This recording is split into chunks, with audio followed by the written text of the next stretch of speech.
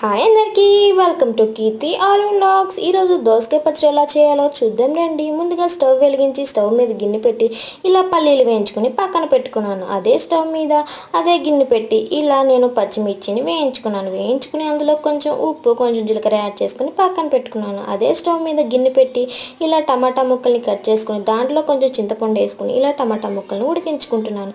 అంతలోకి ఇలా నేను పల్లీల్ని ఇలా పొడి పట్టుకుని ఇలా రోట్లో వేసుకొని దంచుకుంటున్నాను. అలా దంచుకున్న తర్వాత ముందుగా వేయించి పెట్టుకున్న పచ్చిమిరకాయలను కూడా యాడ్ చేసి ఇలా నేను మెత్తగా నూరుకుంటున్నాను. అలా నూరుకున్న తర్వాత నేను ఒక స్టవ్ మీద ఇలా టమాటాని ఉడికించుకున్నాను కదా, ఆ టమాటాను కూడా యాడ్ చేశాను. అలా మెత్తగా నూరుకున్న తర్వాత అందులోకి నేను కట్ చేసి పెట్టుకున్న దోసకాయ ముక్కలను కూడా యాడ్ చేశాను. ఆ క్లిప్ అనేది మిస్ అయిందండి.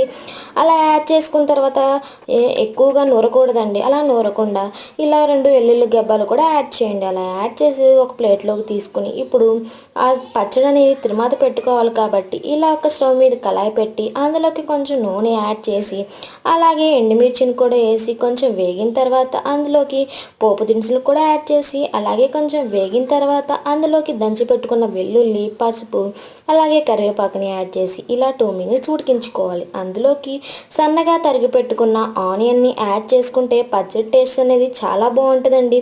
అలాగే మీ టేస్ట్కి తగ్గట్టు ఉప్పును కూడా యాడ్ చేసుకోండి. అలా చేసుకున్న తర్వాత ఈ పచ్చడిని టేస్ట్ చేయండి, చాలా బాగుంటుంది. ఈ వీడియో మీకు నచ్చినట్టయితే please subscribe my channel. Thank you for watching.